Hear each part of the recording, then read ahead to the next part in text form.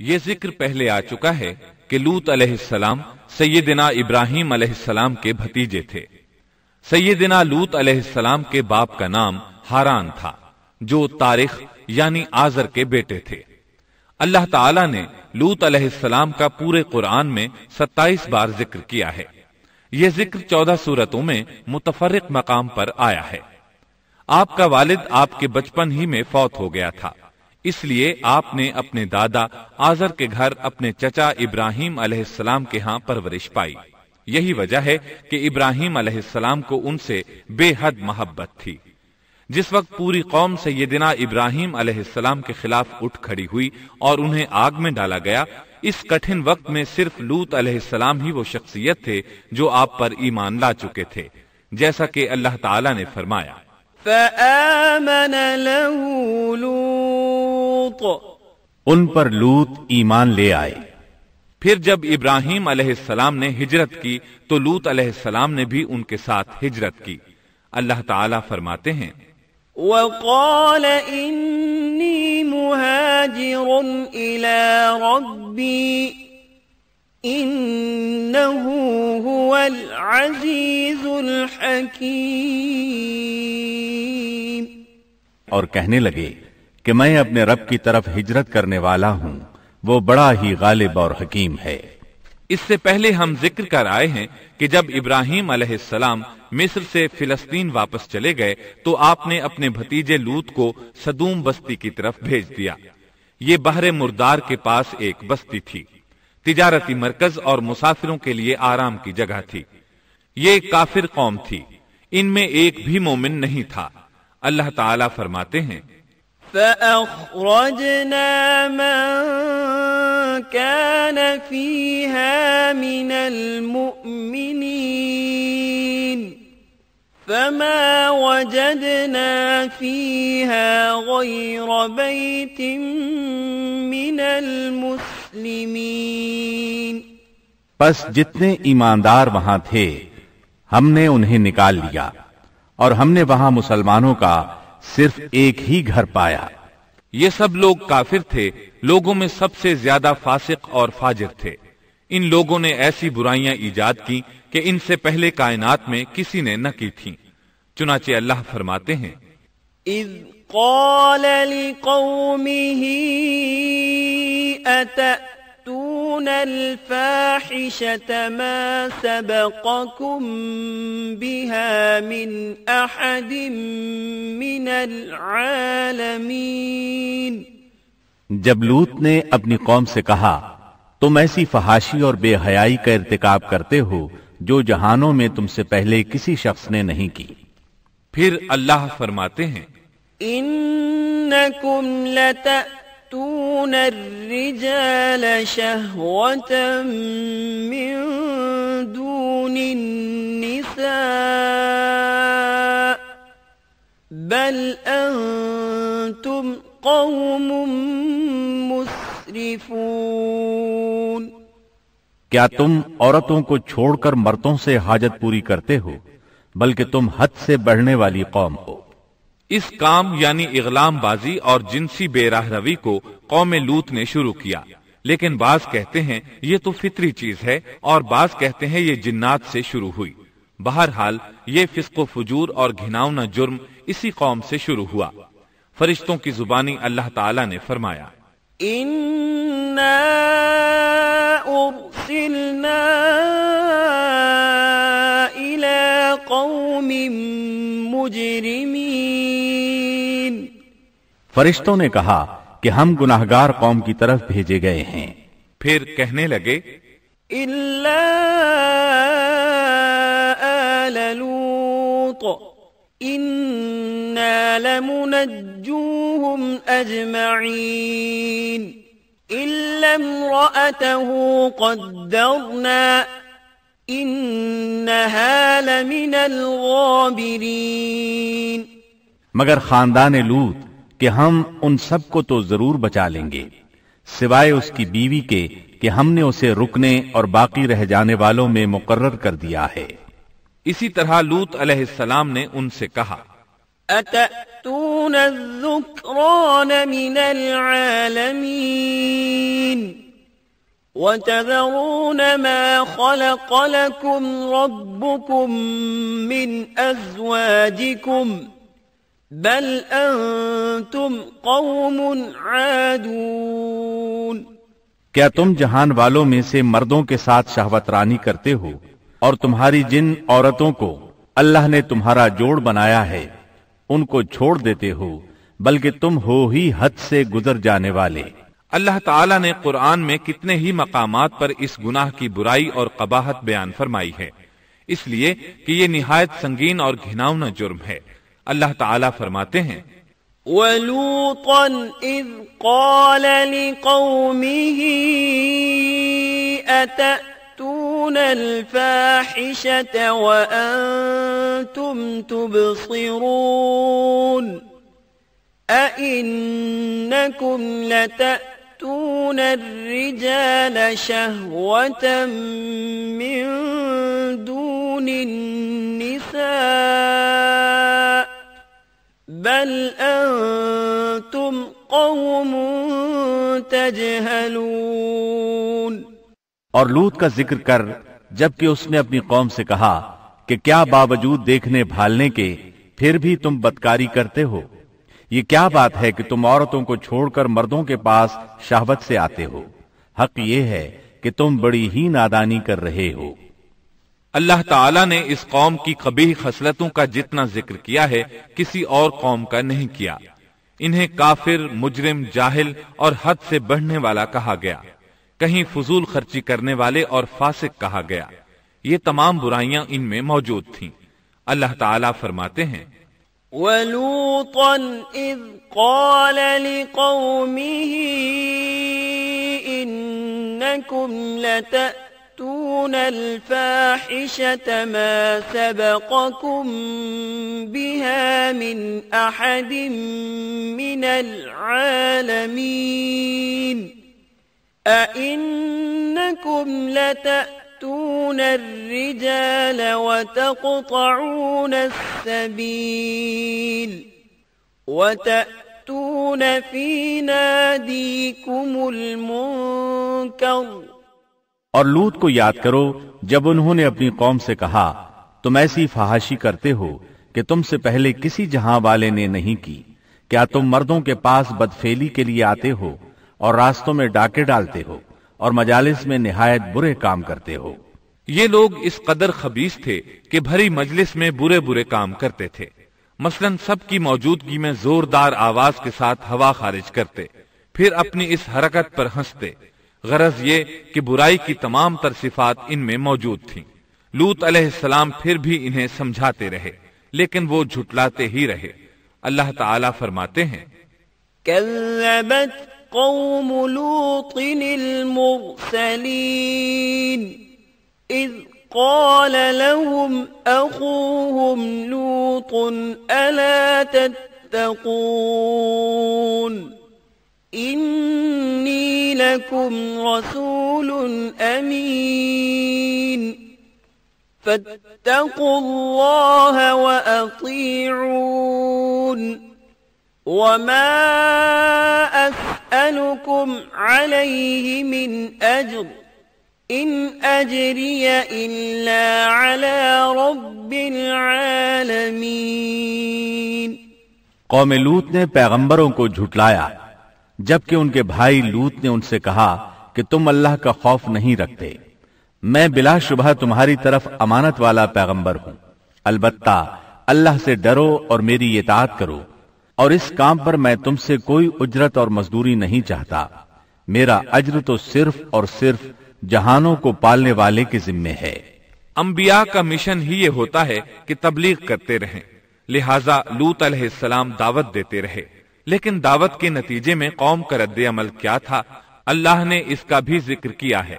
فرمایا فما كان جواب قومه إلا أن قالوا ائتنا بعذاب الله إن كنت من الصادقين پس اس کی قوم کا جواب یہی ہوتا کہ اللہ کا عذاب لے آ اگر تو سچا ہے۔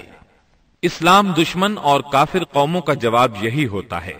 قوم عاد اور قوم سمود نے بھی یہی جواب دیا تھا۔ دوسری آیت میں ہے وَلَقَدْ أَنذَرَهُمْ بَطْشَتَنَا فَتَمَارَوْا بِالنُّذُرِ، لوط نے انہیں ہماری پکڑ سے ڈرایا، یعنی انہوں نے کہا اے قوم اللہ کی پکڑ سے اور عذاب سے بچ جاؤ، محتاط ہو جاؤ، اس کی لاٹھی بے آواز ہے، لیکن وہ ڈرانے والوں سے بھی جھگڑتے ہی رہے۔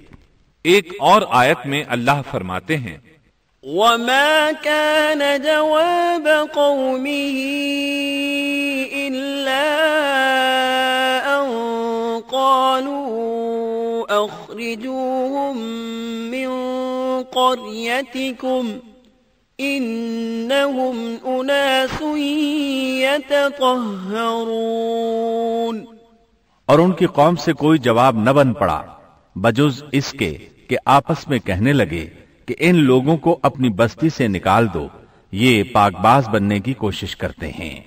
چونکہ یہ سب کے سب لوگ فحاشی، عریانی، بے حیائی، بے غیرتی، فسق و فجور اور بدکاری میں مصروف تھے، ان کے نزدیک پاکیزگی اختیار کرنا بے معنی کام بن چکا تھا۔ لوط علیہ السلام اور ان کی بیٹیوں کے علاوہ کوئی شخص پاک نہ تھا، سب کے سب غلاظت میں ڈوبے ہوئے تھے۔ چنانچہ انہوں نے لوط علیہ السلام کو اپنی بستی سے نکال باہر کرنے کا فیصلہ کیا۔ کہنے لگے قالوا لئن لم تنته يا لوط لتكونن من المخرجين قال إني لعملكم من القالين، اے لوط اگر تو اپنے اس واز و نصیحت سے باز نہ آیا تو ضرور تجھے نکال دیا جائے گا۔ اس پر لوط نے فرمایا میں بھی تمہارے اس گھناونے عمل سے بیزار ہو چکا ہوں۔ چنانچہ لوط علیہ السلام اس موقع پر وہاں سے نکل آئے اور اپنے رب سے یوں دعا گو ہوئے رب نجنی وأہلی مما يعملون، اے میرے پروردگار مجھے اور میرے اہل کو ان کے عمل سے بچا لے اور نجات عطا فرما۔ کتنی ہی آیات میں ہے کہ ان لوگوں نے لوط علیہ السلام کو بستی سے نکالنے کا عزم کر رکھا تھا، اور لوط علیہ السلام اس پوری بستی میں بے یار و مددگار تھے۔ وہاں ان کا کوئی خاندان تو تھا نہیں، لہٰذا گھر میں ہی بیٹھے رہے، دعا کرتے رہے۔ قال رب انصرنی علی القوم المفسدین، اے پروردگار اس فسادی قوم کے خلاف میری مدد فرما۔ اس دعا سے اس قوم کی ایک اور خصلت معلوم ہوئی، اور وہ یہ کہ وہ فسادی بھی تھے۔ سو اللہ نے دعا قبول فرمائی، فرشتے بھیجے، جبرائیل، میکائیل اور ملک الموت، اور بعض روایات کے مطابق اسرافیل کو بھی ان کے ساتھ بھیجا گیا۔ وہ سب سے پہلے ابراہیم علیہ السلام کے پاس آئے تاکہ انہیں اسحاق علیہ السلام کی بشارت دیں۔ آخر کار یہاں سے فرشتوں نے سدوم کا رخ کیا۔ یہ فرشتے وہاں نوجوان لڑکوں کی صورت میں پہنچے، ان کی ٹولیوں کے پاس سے گزرے تاکہ انہیں آزما لیا جائے، ان پر حجت قائم ہو جائے۔ مطلب یہ کہ اللہ تعالیٰ نے فرشتوں سے کہا تھا کہ ان لوگوں کو اس وقت تک ہلاک نہ کرنا جب تک کہ ان کے نبی کو ان پر الزام لگاتے نہ دیکھ لو۔ چنانچہ یہ فرشتے نوجوان اور خوبرو لڑکوں کی صورت میں بستی کے کنارے پہنچ گئے۔ لوط علیہ السلام کی ایک بیٹی بستی سے باہر کنارے پر رہتی تھی۔ جب اس نے انہیں دیکھا تو ڈر گئی۔ اس نے سوچا ہماری قوم کے لوگوں نے اگر انہیں دیکھ لیا تو ضرور ان سے برائی کر کے رہیں گے، اس لیے وہ اپنے والد لوط علیہ السلام کی طرف دوڑی، ان کے پاس پہنچ کر کہنے لگی میں نے چند نوجوان لڑکوں کو دیکھا ہے اور میں ان کے بارے میں خوفزدہ ہوں۔ لوط علیہ السلام جلدی سے ان کی طرف آئے، ان سے پوچھا آپ کیسے آئے ہیں؟ انہوں نے بتایا ہم آپ کے مہمان ہیں۔ لوط علیہ السلام چاہتے تھے انہیں باہر ہی سے دوسری طرف روانہ کر دیں، لیکن جب انہوں نے کہا کہ ہم مہمان ہیں تو وہ انہیں جانے کے لیے نہ کہہ سکے، چنانچہ ان سے بولے اللہ کی قسم زمین کی پشت پر اس سے خبیث اور گندی قوم ہم نے نہیں دیکھی، اور نہ ہی کسی کے بارے میں ایسا معلوم ہوا۔ آپ نے دوبارہ سہبارہ اور پھر چوتھی بار بھی ان سے یہی بات کہی تاکہ ان نوجوانوں کو حالات کا علم ہو جائے، وہ بھانپ لیں، لیکن وہ تو فرشتے تھے اور لوط علیہ السلام کی قوم کے خلاف گواہی تلاش کر رہے تھے۔ آخر لوط علیہ السلام انہیں اپنے گھر لے آئے، انہیں بٹھایا۔ لوط علیہ السلام کی بیوی کافر تھی اور قوم کے ساتھ تھی۔ وہ باہر گئی اور اس نے لوگوں کو بتایا کہ اس نے لوط علیہ السلام کے گھر میں ایسے خوبصورت چہروں والے نوجوان دیکھے ہیں کہ زمین پر آج تک ان جیسے کہیں نظر نہیں آئے۔ یہ سنتے ہی وہ سب لوط علیہ السلام کے گھر کی طرف لپکے۔ قرآن کریم میں آتا ہے وَجَاءَهُ قَوْمُهُ يُهْرَعُونَ إِلَيْهِ وَمِن قَبْلُ كَانُوا يَعْمَلُونَ السَّيِّئَاتِ، لوگ جلدی سے اس کی طرف لپکے اور وہ اس سے پہلے فحاشی کے عادی بن چکے تھے۔ ایک جگہ الفاظ ہیں شہر کے لوگ خوش ہوتے ہوئے آئے۔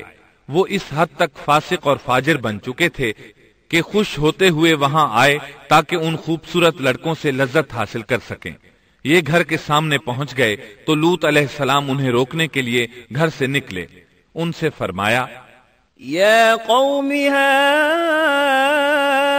هؤلاء بناتی، اے میری قوم، تمہاری خواہش کے لیے میری بیٹیاں موجود ہیں، یعنی قوم کی عورتیں موجود ہیں۔ نبی قوم کا باپ ہوتا ہے، اس کی بیویاں قوم کی مائیں اور قوم کی عورتیں اس کی بیٹیاں شمار ہوتی ہیں، جیسا کہ سورہ ہود میں آتا ہے۔ قال یا قوم هؤلاء بناتی هن اطہر لکم فاتقوا اللہ ولا تخزون فی ضیفی أَلَيْسَ مِنكُمْ رَجُلٌ رَشِيدٌ، کہنے لگے اے میری قوم، میری یہ بیٹیاں تمہارے لیے پاکیزگی کا باعث ہیں، لہٰذا اللہ سے ڈرو اور مجھے میرے مہمانوں کے بارے میں رسوا نہ کرو۔ کیا تم میں کوئی بھلا شخص موجود نہیں؟ آپ کی بات کے جواب میں انہوں نے کیا جواب دیا؟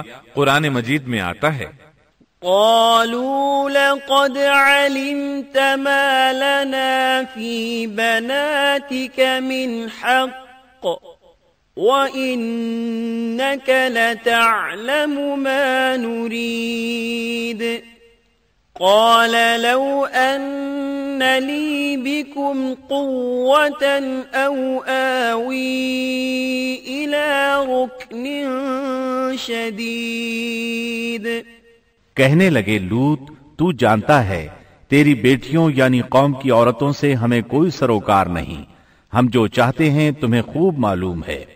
لوط کہنے لگے کاش میرے پاس کوئی قوت ہوتی یا میں کسی مضبوط پناہ میں ہوتا۔ لوط علیہ السلام کے پاس کچھ بھی تو نہیں تھا، صرف ان کی اپنی بیٹیاں ان پر ایمان لائی تھیں، یہاں تک کہ ان کی بیوی بھی کافر تھی۔ بخاری اور مسلم کی روایت ہے، نبی کریم صلی اللہ علیہ وسلم نے فرمایا، اللہ تعالیٰ لوط پر رحمت فرمائے، وہ اللہ تعالیٰ کی طرف پناہ لیتے تھے۔ مفسرین کا کہنا ہے کہ لوط علیہ السلام کے بعد اللہ نے جو نبی بھیجا وہ کسی اونچے خاندان اور قبیلے کا چشم و چراغ ہوتا تھا جو اس کی حفاظت کرنے کے قابل ہوتا تھا۔ لوط علیہ السلام کے ساتھ کوئی مددگار نہیں تھا۔ ایک دوسرے مقام پر اللہ تعالیٰ فرماتے ہیں وَجَاءَ أَهْلُ الْمَدِينَةِ يَسْتَبْشِرُونَ قَالَ إِنَّ هَؤُلَاءِ ضَيْفِي فَلَا تَفْضَحُونَ وَاتَّقُوا اللَّهَ وَلَا تُخْزُونَ قالوا أولم ننهك عن العالمين قال هؤلاء بناتي إن كنتم فاعلين لعمرك إنهم لفي سكرتهم يعمهون۔ اور شہر کے لوگ خوش ہوتے ہوئے آئے۔ لوط نے کہا یہ میرے مہمان ہیں، مجھے رسوا نہ کرو، اللہ سے ڈرو اور مجھے ذلیل نہ کرو۔ انہوں نے کہا کیا ہم نے تجھے جہان والوں کے بارے میں منع نہیں کیا؟ یعنی انہوں نے آپ کو تبلیغ وغیرہ سے بھی روک دیا تھا۔ لوط نے کہا اگر خواہش پوری کرنا چاہتے ہو تو میری بیٹیاں یعنی قوم کی عورتیں موجود ہیں، ان سے کر لو۔ اے پیغمبر تیری عمر کی قسم وہ لوگ اپنی مدہوشی میں مست تھے۔ اللہ تعالیٰ نے کسی